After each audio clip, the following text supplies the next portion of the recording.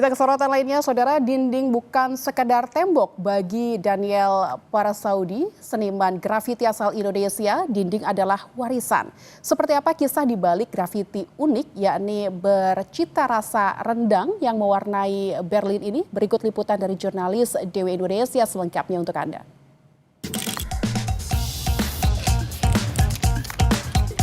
Ini adalah Daniel Parasaudi. Pria asal Sukabumi, Jawa Barat ini merantau ke Jerman sejak 4 tahun silam. Apa yang ia lakukan?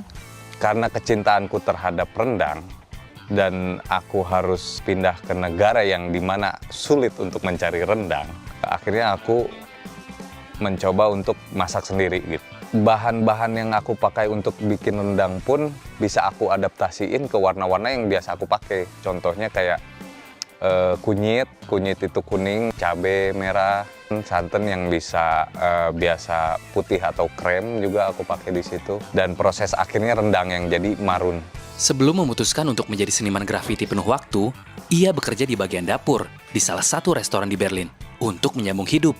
Aku mengawali di sini itu tidak sebagai seniman, jadi perantau dan insting bertahan hidup. Jadi aku mencoba bekerja di beberapa restoran juga.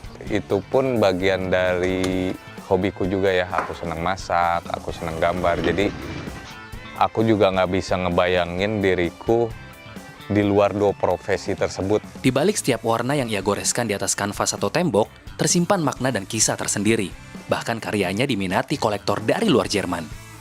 Jadi ini karya lukis realisku, modelnya istriku juga. Kalau yang ini tuh lukisan, sebenarnya ini udah di print, tapi lukisan aslinya udah dibeli sama kolektorku dari Poland. Di luar ekspektasi ternyata ada satu kolektor yang suka sama karyaku gitu, dan dia siap ngeluarin uang banyak buat beli karya itu gitu. Dan itu jadi patokanku, oh ternyata aku pameran di Berlin sendiri, bagiku kayaknya aku nggak bisa expect untuk jual karya, tapi untuk di luar Berlin ya aku siap sih. Meski tak mudah menjadi seniman grafiti di negeri orang, Daniel selalu punya alasan yang menguatkannya. Ini bunker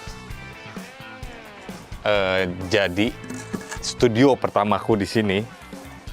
Aku dulu berkarya, kerja, ngabisin waktu selama winter di sini.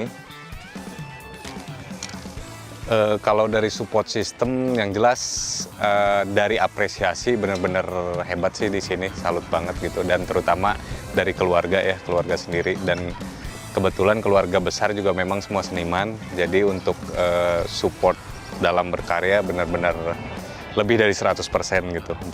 Kayaknya kalau di Indonesia tuh stigmanya lu kerja tuh harus pakai setelan kemeja, pakai celana panjang, pakai pantofel segala macam. Tapi kalau di sini kan ya ginilah setelan kerja gua gitu. Jadi kayaknya lebih open mind aja. Dari Berlin, Jerman, Levi Wardana, Sorta Karolin, DW Indonesia melaporkan untuk Kompas TV.